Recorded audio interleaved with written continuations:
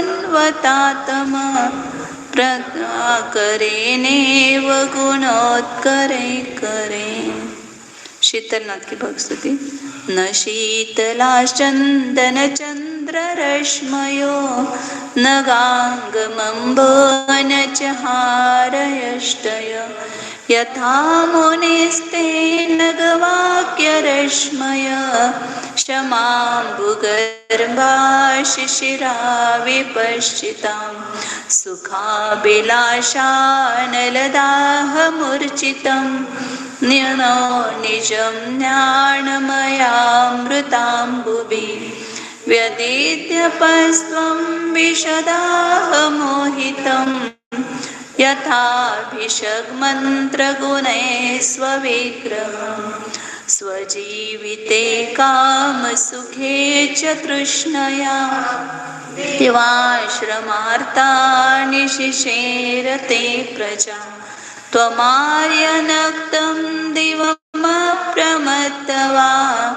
न जागरेवात्मविशुद्धमर्तने अपद्यवित्तोत्तरलोकतृष्णया तपस्विन केचन कर्म कुर्वते भवान् पुनर्जन्म जराजिहासया त्रयीं प्रवृत्तिं समधीरवारुण। नमस्ते। जय बोलो आचार्य समंतभद्र स्वामी की। जय बोलो चारित्र समाधि सम्राट आचार्य शांति सागर जी महाराज की। जय बोलो परम प्रातः स्मरणीय गुरुदेव समंतभद्र मुनि महाराज की।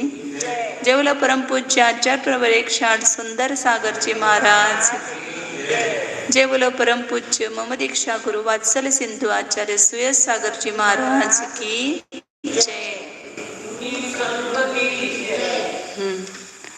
शीतलनाथ भगवान की स्तुति का अर्थ अपन देख रहे हैं।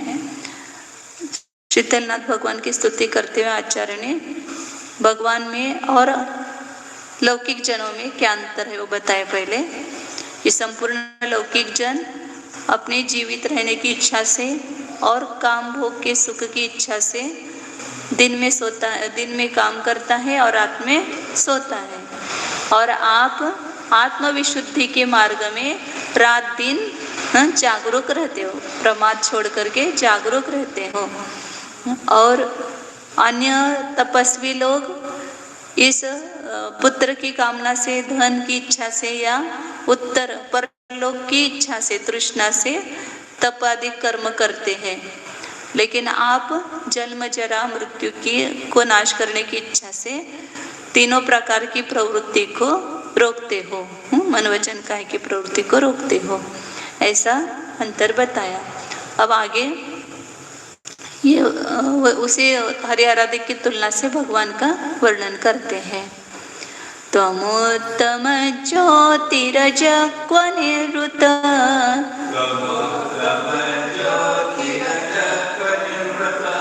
तमुत्तम ज्योतिरजक्व निवृत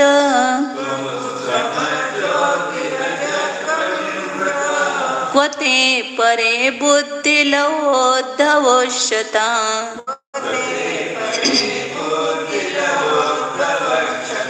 क्वते परे बुद्धिलवोद्धवक्षता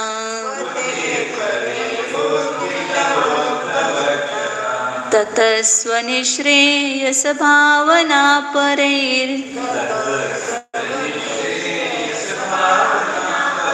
ततस्वनिश्रेयस भावना परैर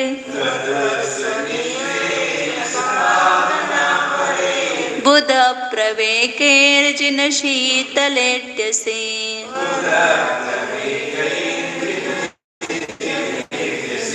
बुध प्रवेकैर्जिन शीतलेट्यसे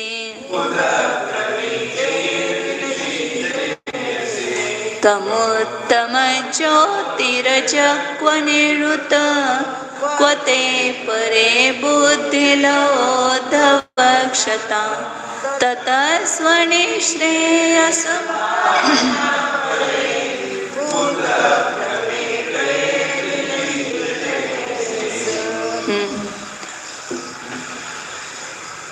त्वमुत्तम उत्तम ज्योतिः अजः क्व निवृत्तः क्व ते परे बुद्धिलवोद्धवक्षताः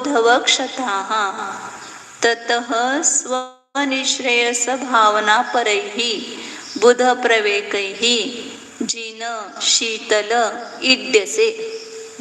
हे शीतल जिन. उत्तम त्वम म्हणजे तू. उत्तम ज्योतिः, तू कैसा है? उत्तम ज्योति स्वरूप. ज्योति मतलब ये बाहर की ज्योति नहीं, जो ज्ञान ज्योति है. भगवान की ज्ञान ज्योति कैसे? केवल ज्ञान रूप संपूर्ण विश्व को एक समय में उनके अनंत गुण पर्यायों सहित पृथक पृथक देखने वाली ऐसी भगवान की ज्योति है, मतलब केवल ज्ञान ज्योति है. तो ऐसे उत्कृष्ट केवल ज्ञान रूप ज्योति से आप परिपूर्ण हो. वही मतलब आप ज्योति स्वरूप ही हो. और कैसे हो? अजह मतलब जन्म रहित. ज मतलब जन्म लेना. कभी भी वो उपपाद तत्पुरुष समास होता है. न जायते इति अजह, जो उत्पन्न नहीं होता है उसको अज कहते हैं. जन जा धातु है तो उसका वो ज रूप रहता है समास में. जैसे पिब धातु पा है तो उसका प रहता है. ज्ञा धातु का ज्ञ रहता है, अज्ञ सर्वज्ञ. ऐसे जन जा धातु का ज रहता है. तो अज मतलब जिसका जन्म नहीं है, पुनः उत्पत्ति नहीं है, पुनर्भव नहीं है, वह अज है. और कैसे मतलब भगवान ने कैसा नाश पहले इसमें कहा था ना कि आपने तो जन्म जरा मृत्यु को नाश करने के लिए तपस्या किया था. तो भगवान के तो जन्म का नाश हो गया, तो संपूर्ण दुख का ही नाश हो गया. संपूर्ण दुख का नाश करने के लिए संपूर्ण जन्म जरा मृत्यु का ही जन्म का नाश करो तो सबका नाश अपने आप हो जाता है. तो इसलिए आपने जन्म का नाश किया था, मतलब किया है. और आप कैसे हो? निवृत्त, सुखी. निवृत्त अलग और निवृत्त अलग. निवृत्त मतलब सुखी, संपूर्ण काम जिसके पूरे हो गए हैं ऐसा. आप मतलब सुखी हो गए आप. मतलब कोई भी कष्ट दुख एक लवलेश मात्र भी नहीं रहा है. और निरंतर थोड़ा सुख ने अनंत सुख से परिपूर्ण है. ऐसे आप सुखी हो गए हो. तो आप क्व शब्द का अर्थ है कहा. मराठी बोलते ना तू कुठं आणि मी कुठं. भगवंतांना भगवान कुठं आहेत आणि मी कुठं आहे. कुठं ते सांगतात की काय पट्टाने ते मन आहे काहीतरी. त्वमुत्तम ज्योति रजक हम माने आप उत्तम ज्योति स्वरूप जन्म रहित और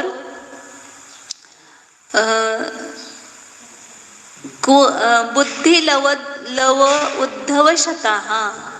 लव मतलब थोड़ा सा, थोड़ी सी बुद्धि से,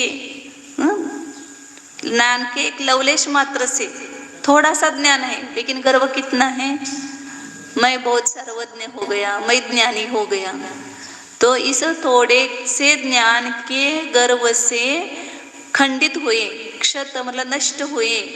ऐसे वे परे ते परे मतलब वे जो अन्य देवी देवता है, अन्य जो तपस्वी है, हरिहर आदि, हिरण्यगर्भ आदि, उनके पास तो क्या है? ज्ञान नहीं है, सर्वज्ञता नहीं, लेकिन मैं सर्वज्ञ हूँ ऐसा अभिमान है. अभिमान किसको रहता है? ज्ञानी को अभिमान नहीं होता है, लेकिन अज्ञानी को ही ज्ञान का गर्व होता है. ज्ञान का गर्व ज्ञानी को नहीं होता है.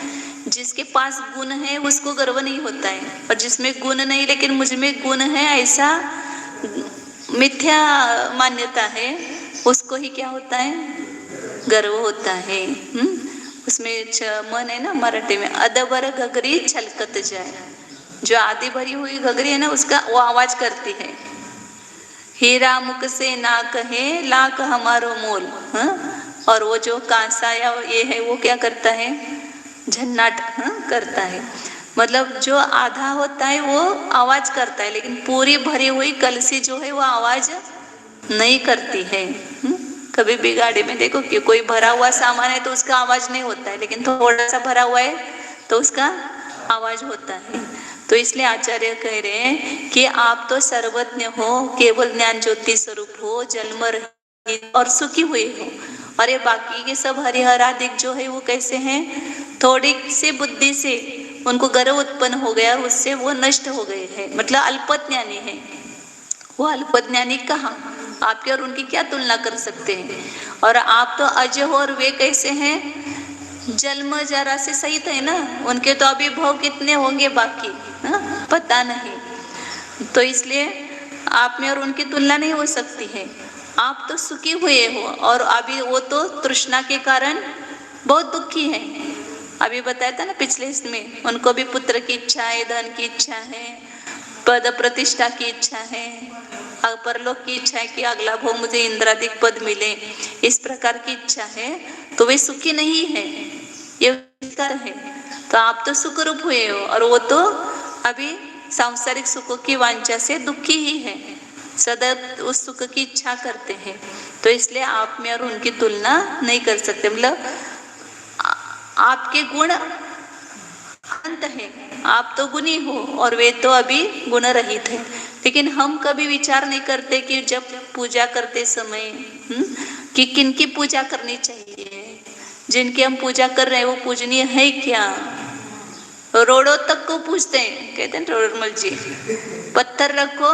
हम कितनी बार अभी विहार करते तो देखते हैं सब जगह 5 पत्थर रखते हैं, उसको कुंकू हल्दी लगाते हैं और उनके देव हो गए, देवता हो गए।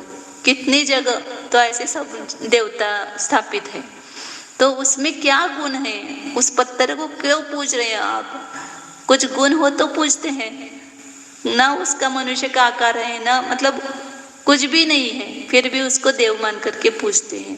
तो आचार्य कह रहे हैं कि ये पूजनीय नहीं है।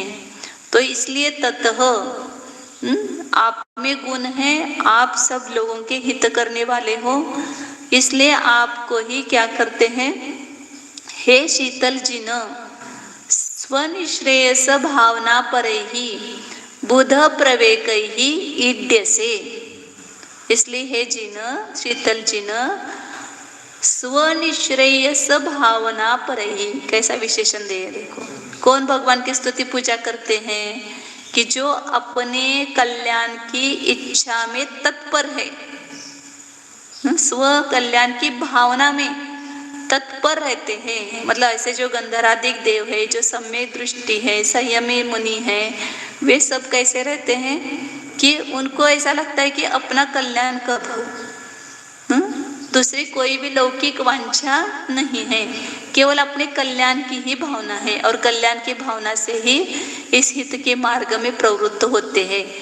ऐसे लोगों के द्वारा आप स्तवे गए हो, क्योंकि जिनको अपना कल्याण करना है उनको पता है कि इस भगवान की आराधना से ही मेरा कल्याण होगा। जिनमें कुछ गुण नहीं है, जो स्वयं दुखी है, जो स्वयं संसार से पीड़ित है, जन्म जरा मृत्यु से सहित है, ऐसे भगवान की पूजा करने से अपना कल्याण होने वाला। सामान्य लौकिक में देखते हैं कि हमें जिसका प्रयोजन रहता है वो जिससे सदता है उसके पास ही जाते हैं। आपको रत्न चाहिए तो चिरमुरे की दुकान में जाते क्या, कहाँ जाते हो, रत्न जहाँ मिलेगा वहीं पर जाते हो। मतलब जिसको वांछा रहती है वो वस्तु जहाँ है वहीं पर जा करके उसकी प्रार्थना करता है। लेकिन हम लौकिक में सुख चाहते हैं, लेकिन किसके पास जाते हैं, जिसके पास सुख नहीं है, जो स्वयं पीड़ित है। ऐसे वे स्वयं पास में स्त्री रखे हुए हैं तो उनके अंतरंग में अभी तृष्णा नष्ट नहीं हुई। ये सीधा साधा प्रश्न है ना। हाथ में तलवार लिए हुए हैं तो वे अभी भयग्रस्त है। कौन हाथ में शस्त्र रखता है, जिसको शत्रु का भय है वही रखता है ना। तो जिनके पास शस्त्र अस्त्र है, अलंकार, स्त्री इत्यादि है, वे स्वयं रागी द्वेषी हैं, दुखी हैं, भय सहित हैं। तो उनके पास जाने से हमारा कल्याण कैसे हो सकता है, तो नहीं हो सकता है। इसीलिए जो अपने कल्याण की भावना में तत्पर है, ऐसे बुध प्रवेक ही, श्रेष्ठ ज्ञानियों के द्वारा। प्रवेक शब्द श्रेष्ठ अर्थ में आता है। बुध मतलब ज्ञानी, जो श्रेष्ठ प्रधान ज्ञानी है उनके द्वारा, मतलब जो गंधर्वादिक है उनके द्वारा आप ही स्तवे गए हो। उन्होंने आपकी स्तुति की, क्योंकि उनको पता है कि आपकी स्तुति करने से हमारा कल्याण होगा, आप ही हित का मार्ग दिखाने वाले हो। तो इस प्रकार हरिहरादिक जो है वो पूजने योग्य नहीं है, भगवान जो है वो ही स्तुति करने योग्य है, पूजने योग्य है। क्यों? क्योंकि वे सर्वज्ञ हैं, वे वीतराग है। उन्होंने जन्म जरा मरणादिक का नाश किया है और सुखी हो गए हैं। तो हमें सुख चाहिए तो ऐसे सुखी व्यक्ति से ही मिलेगा, अन्य किसी से नहीं मिलेगा। लव मतलब छोटा, थोड़ा सा, और उद्धत मतलब गर्व। बुद्धि लव उद्धत, उद्धव थोड़े सी बुद्धि से जिनको गर्व हुआ है और उसके कारण वे शत मतलब नष्ट हो गए हैं।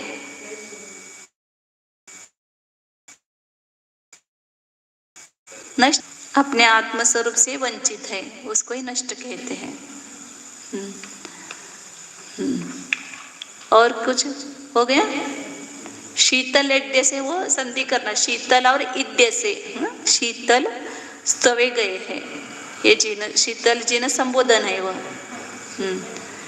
हे शीतल जिन, अपनी निःश्रेयस भावना में तत्पर ऐसे श्रेष्ठ ज्ञानियों के द्वारा आप स्तवे गए हो, आपकी स्तुति की जाती है। इस प्रकार शीतलनाथ भगवान की स्तुति समाप्त हुई। अब श्रेयांसनाथ भगवान की स्तुति करते हैं। श्रेयांजिन श्रेयसि वर्त्मनि मां,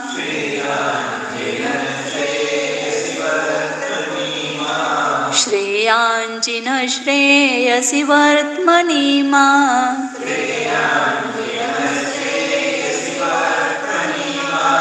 श्रेय प्रजा शाश्वत जेय वाक्य,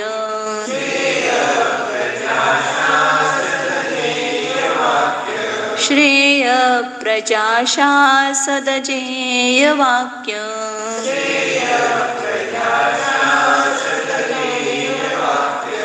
भवांश्चकासे भुवनत्रयेऽस्मिन्,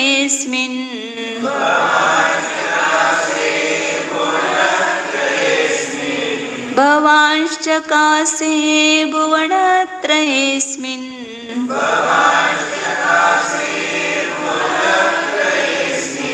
नेको यथावीत गणो विवस्वान्, नेको यथावीत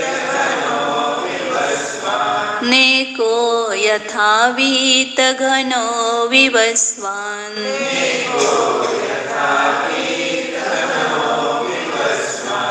श्रेयांजिन श्रेयसि वर्त्मनि मां, श्रेय प्रजा शाश्वत जेय वाक्य, भवांश्चकासे भुवनत्रयेऽस्मिन्, नेको यथावीत घनो विवस्वान्।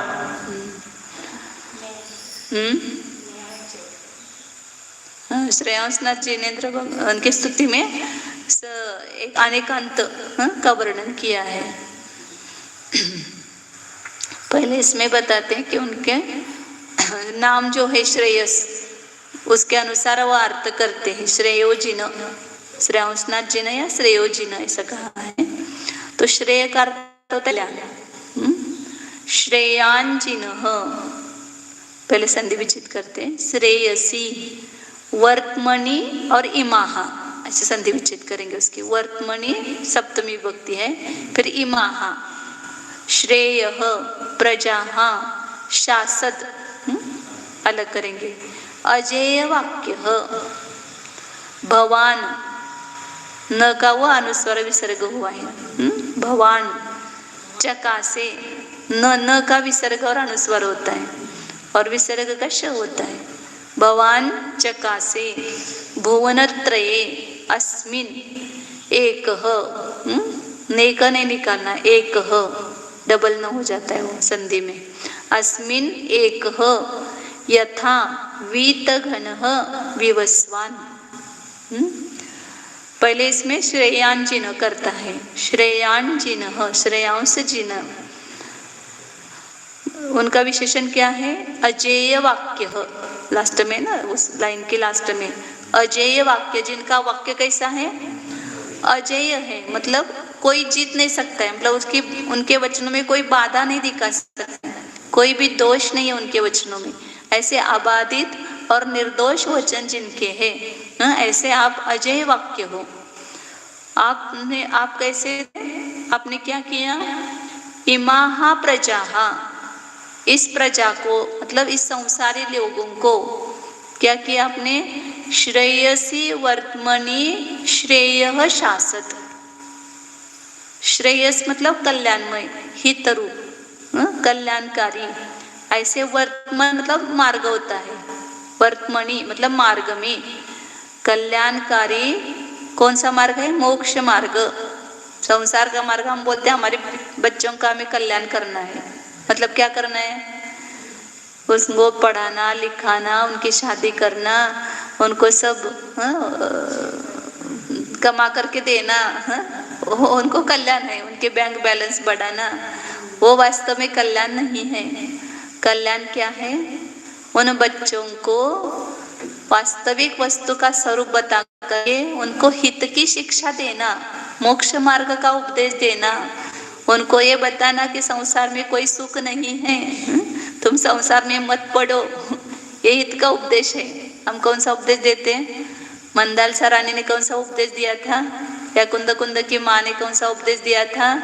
कि शुद्ध है, बुद्ध है, तो निरंजन है, तो संसार माया से रहित है, ऐसा उपदेश दिया। और हम कैसा उपदेश देते हैं?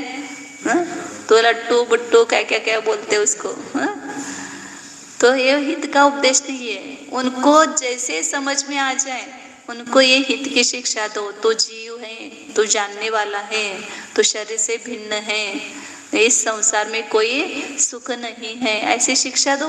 उसके भवितव्यता से वो संसार में पढ़े तो पढ़े, लेकिन आप संसार में पढ़ने का उपदेश मत दो उसको। शादी करो, शादी करना ही कल्याणकारी है। तो इसलिए आचार्य बताते कि वास्तव में भगवान ने हमें कल्याण का मार्ग दिखाया। श्रेयस मार्ग मतलब हितकारी, कल्याणकारी मार्ग में आपने प्रजा को क्या किया? श्रेय शासत, हित का उपदेश दिया। शासत मतलब उपदेश दिया, शास धातु है उसका, शासत मतलब उपदेश देना। तो आपने क्या किया? उनको कल्याण के मार्ग में हित का उपदेश दिया। या दूसरा अर्थ यहाँ पर प्रजा को श्रेय का विशेषण बना करके किया है। श्रेय प्रजा मतलब भव्य जीव, ऐसा लिया है। श्रेय प्रजा को मतलब भव्य जीवों को आपने उपदेश दिया। दोनों मतलब एक कर्म किया या उसका विशेषण किया प्रजा का। जब कर्म किया तो अर्थ करेंगे कि श्रेयान जिनेन्द्र भगवान ने, कि जिनका वाक्य अजेय है, उन्होंने इस प्रजा को, इस संसारी लोगों को कल्याण के मार्ग में हित का उपदेश दिया। और जब प्रजा का विशेषण करेंगे तो भव्य जीवों को उपदेश दिया, कल्याण के मार्ग में उपदेश दिया। कर्म नहीं लगाएंगे उस समय। और ऐसे आप भगवान अस्मिन भुवनत्रये, इस तीन लोकों में चकासे आप प्रकाशमान हुए।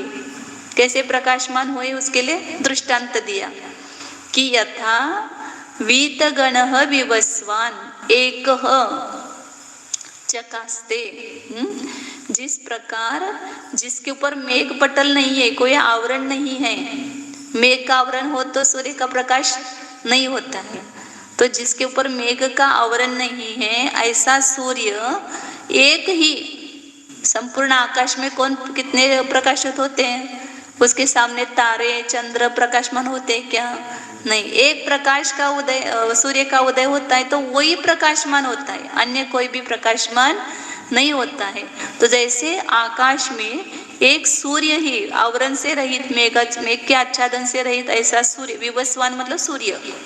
कितने सूर्य के शब्द आए, सब उसका संग्रह करो। हर एक में अलग अलग शब्द है, एक शब्द वापिस आया नहीं है। तमोरी, दिनकर, विवस्वान, भास्वान, ऐसे शब्द है सब। तो यह विवस्वान मतलब सूर्य लेना अर्थ, कि जिस प्रकार सूर्य मेघ से आच्छादन से रहित है तो एक ही आकाश में प्रकाशमान होता है, वैसे आप तीन भुवन में, सूर्य तो एक मर्यादित क्षेत्र में प्रकाशमान होता है। सूर्य की उपमा भी वास्तव में देना गलत ही है। जितनी भी अपन उपमा देते हैं ना भगवान को, वो छोटी उपमा है सब। केवल इस संसारी लोगों को थोड़ी सी महिमा भाषित हो इसलिए ऐसी उपमाएं दी जाती है। ना सूर्य की है, ना चंद्र की है, ना चंदन की, ना किसी अन्य किसी की भी उपमा लागू नहीं हो सकती है। लेकिन लौकिक लोगों को जिसका महत्व है उसके द्वारा, उस जिसका महत्व अपरिचित वस्तु है उसका परिचय देने का एक तरीका होता है। तो इसलिए जिस प्रकार सूर्य प्रकाशमान है, अकेला प्रकाशमान है, उसी प्रकार आप अकेले इस तीन लोक में प्रकाशमान हो। मतलब स्वर्ग, मध्य, अधोलोक, तीनों लोकों में सबसे श्रेष्ठ कौन है? केवली भगवान है। वीतराग, सर्वज्ञ, अरिहंत भगवान इन तीन लोक में श्रेष्ठ है। इसलिए तीनों लोकों के स्वामी उनके चरणों में नतमस्तक होते हैं। ऐसे इस प्रकार श्रेयसनाथ भगवान की स्तुति की। चका से मतलब प्रकाशमान हो, ऐसा लगाना। प्रकाशमान हुए मतलब भूतकाल है, चका से द्वितीय भूतकाल है, कास धातु का। और कुछ आगे चले। अब यह किस प्रकार का उन्होंने उपदेश दिया ऐसा बताए खाली। आपने कल्याण मार्ग में इस प्रजा, इस लोगों को, संसार जनों को उपदेश दिया हित का। तो कौन सा है वो हित का उपदेश? क्या उपदेश आपने दिया? वो सब आप 2-3-4 श्लोकों में वो बताएंगे। विधिर विषक्त प्रतिषेध रूप, त्यांना पुस्तक असलं तरी, विधिर विषक्त प्रतिषेध रूप,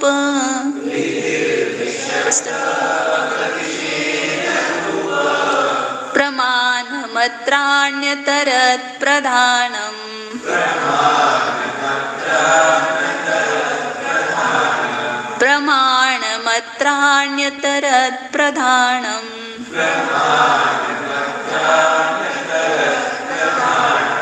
गुणोपरो मुख्य नियाम हेतुर,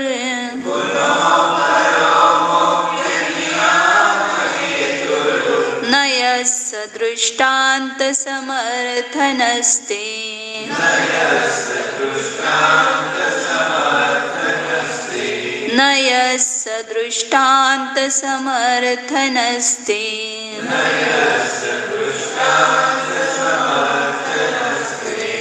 विधिर्विषक्त प्रतिषेध रूप, प्राणमत्राण्यतरत् प्रधान, गुणोपरो मुख्य नियाम हेतुर्, नयस्य दृष्टान्त समर्थनस्ते। यहाँ प्रमाण और नय का स्वरूप बताया है इस श्लोक में, क्योंकि सबकी नींव क्या है? प्रमाण और नय। प्रमाण और नय के द्वारा ही जीवादि पदार्थों का ज्ञान होता है। प्रमाण नये प्रदिगम, तत्वार सूत्र का सूत्र है ना, वही से इसका उद्गम हुआ है। तो प्रमाण और नय के द्वारा वस्तु का निर्णय होता है, लेकिन प्रमाण किसको कहना और नय किसको कहना? तो पहले बता रहे, विधि ही विषक्त निषेध प्रतिषेध रूप प्रमाणम, अत्र अन्यतरत् प्रधानम अपरः गुणः मुख्य नियाम हेतुः नयः, स दृष्टांत समर्थनः ते। ते मतलब आपके मत में सब जगह ते मतलब भगवान के सामने बैठ करके स्तुति कर रहे हैं ना। भगवान सामने नहीं हो तो भी जब स्तुति करते हैं कहीं पर भी तो भगवान अपने सामने लाते हैं। नहीं है तो ला सकते कि नहीं सकते हैं? अभी आपके सामने माँ को लाना है तो लाते कि नहीं है?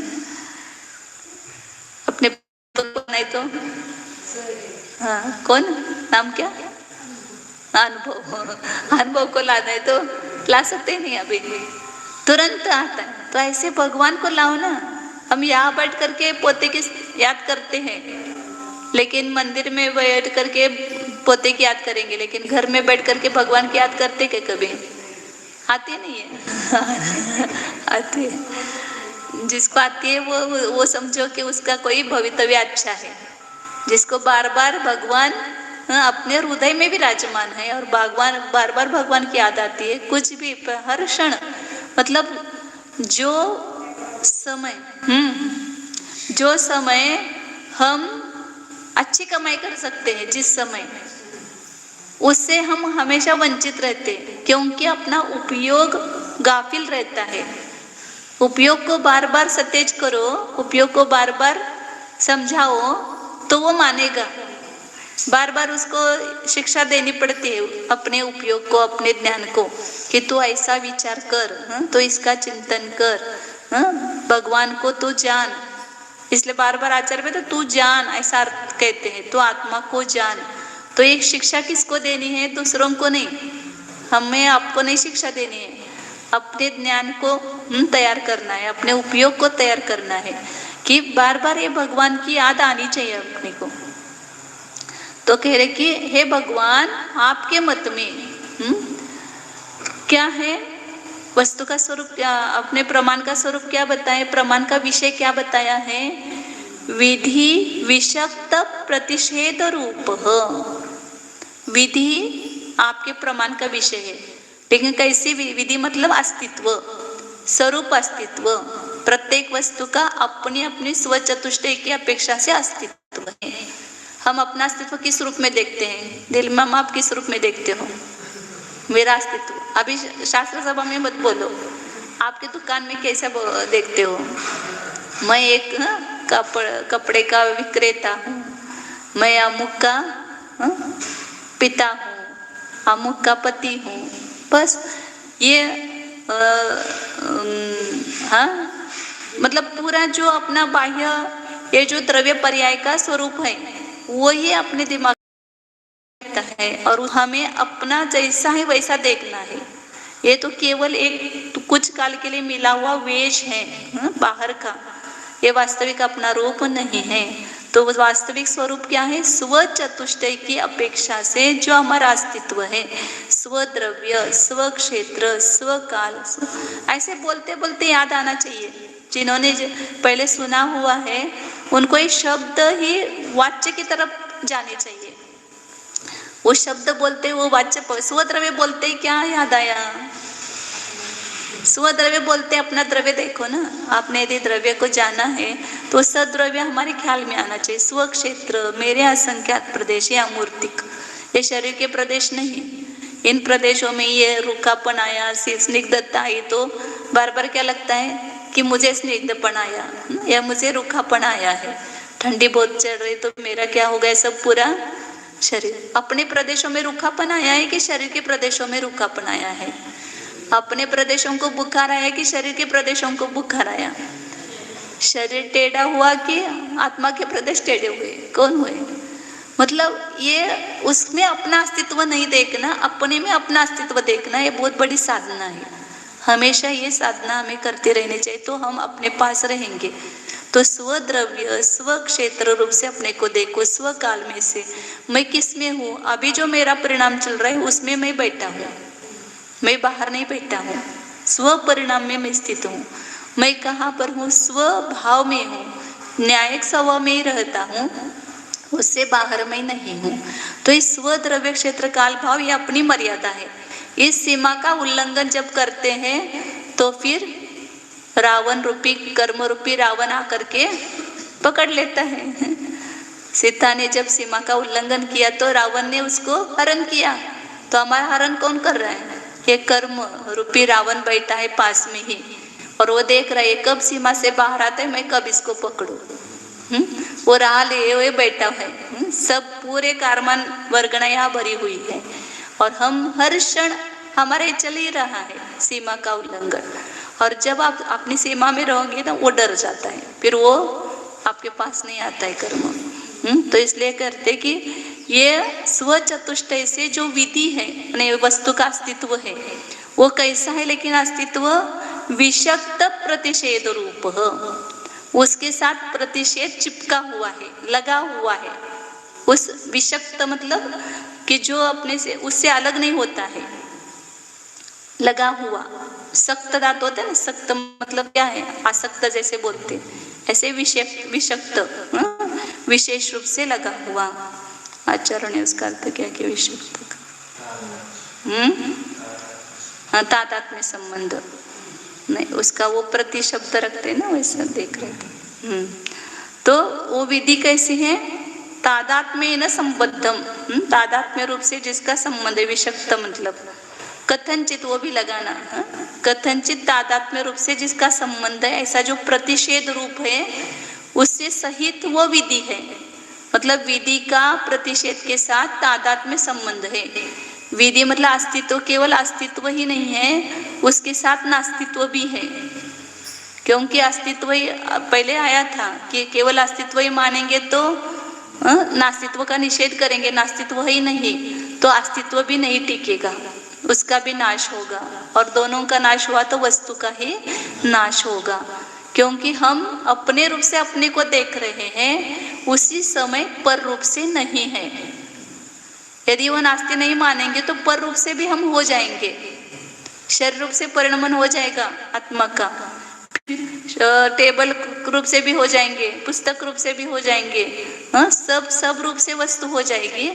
तो कुछ भी वस्तु का स्वभाव ही नहीं रहेगा, और जिसका स्वभाव नहीं वो वस्तु ही नहीं है। इसलिए हर वस्तु कैसी है? अस्तित्व के साथ में उसके साथ नास्तित्व भी है। और ऐसे नास्तित्व रूप जो विधि है वो प्रमाण का विषय है। मतलब अस्ति नास्ति स्वरूप वस्तु प्रमाण का विषय है, प्रमाण है, मतलब प्रमाण का विषय है। सामान्य विशेषात्मक वस्तु या द्रव्य पर्यात्मक वस्तु वो प्रमाण का विषय है। और यहाँ पर फिर उसमें विधि और निषेध दोनों एक साथ है, तादात्म्य संबंध है, वस्तु के साथ भी उनका तादात्म्य संबंध है, और जो गुण है वे भी परस्पर में कथनचित उनका तादात्म्य संबंध, मतलब एक में को छोड़ते नहीं है। प्रदेश की अपेक्षा से तादात्म्य है, स्वरूप की अपेक्षा से उनमें भेद है, इसलिए कथनचित तादात्म्य कहते हैं। तो अत्र अब इसमें दोनों दो रूप एक साथ एक तादात्म्य संबंध रूप से है, लेकिन इसमें अन्यतरत प्रधानम, अन्यतरत मतलब कोई एक, दोनों में से कोई एक प्रधान मतलब मुख्य होता है, और गुण अपरह, और उसमें से कोई एक क्या होता है? गुण मतलब गौण होता है, वह नहीं है। विधि निषेध सहित विधि ये प्रमाण का विषय है, और उसमें से एक को मुख्य करना और दूसरे को गौण करना ये नई का विषय है। मतलब नई क्या करता है? अब एक साथ आप दोनों को कैसे जान पाओगे? जिसको वस्तु का स्वरूप ही पता नहीं है वो दोनों को एक साथ ग्रहण नहीं कर पाता है, या दोनों को एक साथ नहीं बता पाता है, तब उसमें से एक को मुख्य करता है और एक को गौण करता है। किसी व्यक्ति में बहुत सारे गुण होते हैं, लेकिन आपको जिस गुण से प्रयोजन होता है उस गुण को आप उस समय मुख्य करते हो और बाकी के गुणों को गौण करते हैं। जैसे किसी बच्चे में उसने कहीं पर भी कोई वस्तु गिर गई, वो लाके दे दी, तो आप कौन से गुण को प्रमुखता करते हो? कौन से गुण की स्तुति करते हो? आप बहुत प्रामाणिक हो। तो प्रामाणिक गुण को मुख्य किया, और उस समय उसके बाकी के गुण है लेकिन वो क्या हो गए? गौण हो गए। किसी मिनिस्टर से कुछ काम लेना है तो उनके पास जाकर के उनकी जो पद की सत्ता की जो है उसको आप मुख्य करते हो और बाकी उस सबको गौण करते हो। मतलब जिस समय जिस गुण का प्रयोजन है उसको मुख्य करते और बाकी के गुणों को हम गौण करते हैं। तो उसी प्रकार यहाँ पर आचार्य बता रहे कि उसको नहीं, प्रमाण और नहीं क्या है? तो संपूर्ण वस्तु को एक साथ जानना वो प्रमाण है। संपूर्ण गुणों को गौण मुख्य कर बिना किए एक साथ उसको ग्रहण करना वो प्रमाण है। और उन अनेक गुणों में से एक गुण को, एक धर्म को मुख्य करके बाकी के धर्म को गौण करना ये नहीं है। नहीं, एक धर्म के द्वारा वस्तु को देखता है और प्रमाण जो है अनेक धर्मात्मक वस्तु को एक साथ ग्रहण करता है। तो इसलिए नय मतलब एक को प्रधान करना और दूसरे गुण को गौण, ह्या गुण शब्द का अर्थ गौण लेना, मुख्य नहीं करना। मुख्य नियम हेतु, और नय कैसा है? मुख्य धर्म के नियम का कारण है। मतलब मुख्य धर्म का नियम कौन करता है? नय करता है। मुख्य के नियम का जो हेतु है नय, मतलब मुख्य मतलब प्रधान जो धर्म है उसको वह उसका नियम करने का समझो कि, या उसका जानने का जो कारण है वह नय है। और नय कैसा है? उसका विशेषण दिया दृष्टांत समर्थन। हाँ, दृष्टांत का समर्थन, जिससे हो, दो प्रकार से अर्थ किया दृष्टांत समर्थन का। दृष्टांत का समर्थन जिससे होता है, या जैसे अपन कोई भी बात घटित करना है तो दृष्टांत में करते ना। जैसे नित्य है तो बोलते कि जिस प्रकार मिट्टी के सब बर्तनों में मिट्टी मिट्टी मिट्टी एक कैसी है? नित्य है। और उसके जो पिंड स्थास कोश कुशल आदि का अवस्था जो है कैसी है? अनित्य है। ये दृष्टांत दिया ना उसको। तो नहीं, मैं ये दृष्टांत ने क्या क्या दृष्टांतों का समर्थन किया ना। तो दृष्टांत का दो प्रकार से किया। दृष्टांते समर्थनम यस्य, दृष्टांत में मतलब घटादि जो दृष्टांत है उसमें जिसका समर्थन मतलब स्वरूप का निरूपण होता है उसको कहते हैं दृष्टांत समर्थन पर नहीं है। या दृष्टांत का समर्थन जिसके द्वारा होता है।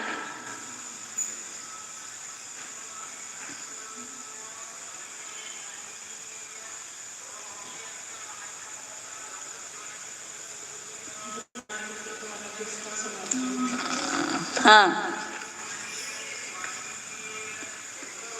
तो में अलग अलग भाव समझ में आए ना कि दृष्टांत में, हाँ मतलब दृष्टांत से जिसका समर्थन होता है और जो दृष्टांत का समर्थन करता है, मतलब नए का समर्थन दृष्टांत से होता है और इधर क्या कि नए से दृष्टांत का समर्थन होता है। ऐसे दोनों अर्थ निकलते उसमें से। जैसे अभी कभी कभी ऐसा संस्कृत में शब्द होता है ना कि जो उसके बराबर दो उल्टे अर्थ होते हैं। पहले भी आपको एक उदाहरण बताया था लोकपाल का। लोकपाल का अर्थ राजा करना कि भिखारी करना, दोनों अर्थ होते हैं। समास आप विग्रह करेंगे उसके अनुसार उसके दोनों अर्थ निकलते हैं। लोक जिसके पालक है, वह लोकपाल मतलब भिखारी, और लोगों का पालन करने वाला मतलब राजा। लोकानां पालकः लोकपालः, और लोकः पालकः यस्य स लोकपाल, बहुव्रीहि समास। एक राजा, एक भिखारी गया राजा के पास, अहम च तम च राजेंद्र लोकनाथा उभावपि, अहम बहुव्रीहि राजन त्वम षष्ठी तत्पुरुषो भवान। मतलब वो संस्कृत का ये व्याकरण में आया हुआ ये सब बताने के लिए श्लोक है कि भिखारी जाता है राजा के पास कि हे राजन, अहम च त्वम च, आप दोनों लोकनाथ है। आप भी लोकनाथ हो, मैं भी लोकनाथ हूँ, लेकिन मैं बहुव्रीहि समास हूँ और आप षष्ठी तत्पुरुष हो। इतना फर्क है। बहुव्रीहि समास में क्या होता है कि लोक जिसका नाथ है ऐसा दूसरा व्यक्ति होता है। मतलब सब लोग भिखारी के नाथ होते हैं ना, सबके जाकर के हाथ पसारता है और वो स्वयं को हीन समझता है कि ये सब मेरा पालन करने वाले हैं, मेरा पालन पोषण करने वाले हैं। और षष्ठी तत्पुरुष मुझे लोगों का जो नाथ है, कौन? राजा। संपूर्ण लोगों का नाथ राजा है और लोग जिसके नाथ है, दोनों में अंतर हो गए ना। भिखारी के सब लोग नाथ हैं और राजा सब लोगों का नाथ। ऐसे यहाँ पर एक दृष्टांत समर्थना का भी समास दो प्रकार से आचार्यों ने ये किया है कि दृष्टांते समर्थनम यस्य स दृष्टांत समर्थन। ने घटादि दृष्टांत में दूसरों को समझाने के लिए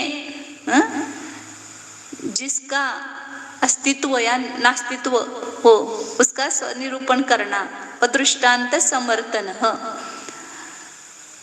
और नई के द्वारा मतलब पहले इसमें क्या आया कि नई का समर्थन दृष्टांत ने किया, अब नई के द्वारा घटादि दृष्टांत के स्वरूप का निरूपण होता है। मतलब नई के द्वारा दृष्टांत का समर्थन होता है। दृष्टांत का समर्थन जिससे होता है वो हो गए नई, और मतलब दोनों में अर्थ नहीं करना है, नहीं ही उसका समास करना है, विग्रह करना है, मतलब पद निकालना है, उसका विशेषण करना है, नई का ही विशेषण करना है। लेकिन दृष्टांत में दूसरों को समझाने के लिए जहाँ पर स्वरूप का निरूपण किया जाता है वह दृष्टांत समर्थन है। मतलब नए के स्वरूप को समझाने के लिए घटादि दृष्टांत दिए जाते हैं, या नए ही क्या करते हैं, घटादि दृष्टांत का समर्थन करते हैं। मतलब घटादि जो दृष्टांत है उसका स्वरूप का निरूपण करते हैं।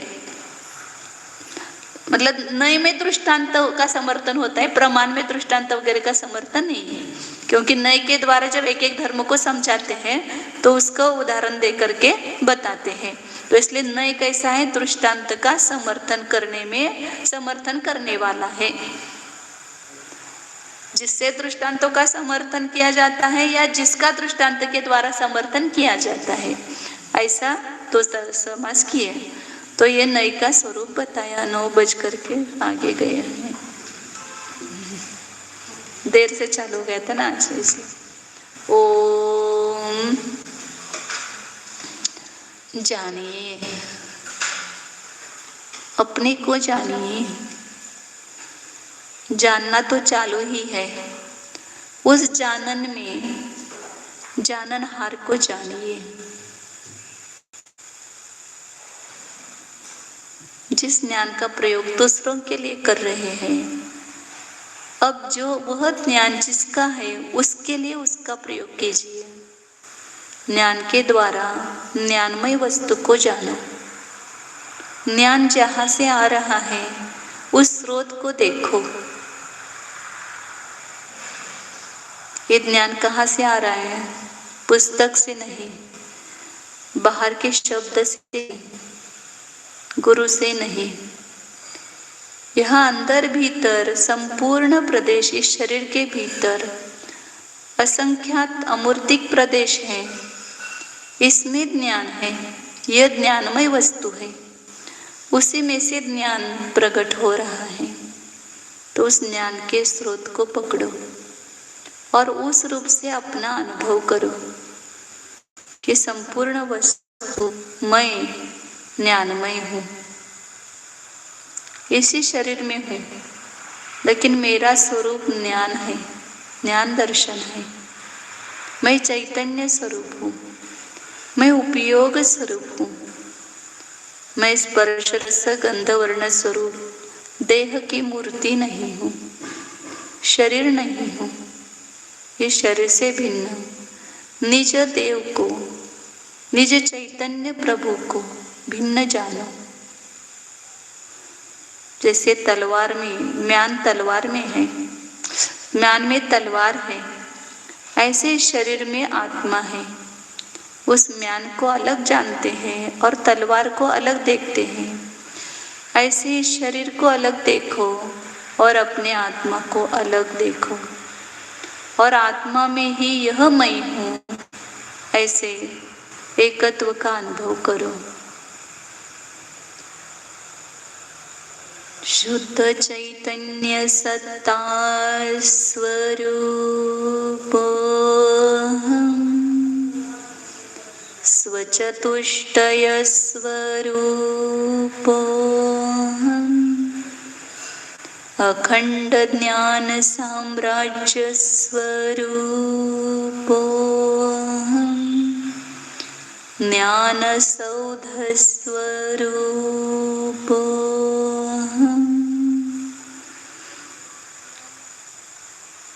सच्चिदानंद स्वरूपोऽहम्,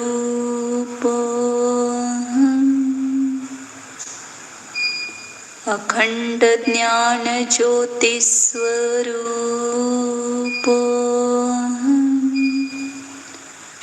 बुद्धोऽहम् एकोऽहम् ध्रुवोऽहम्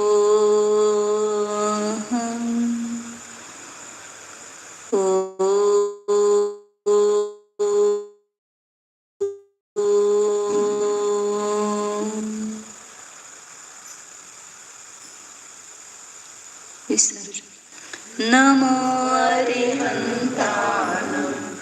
नमो सिद्धानं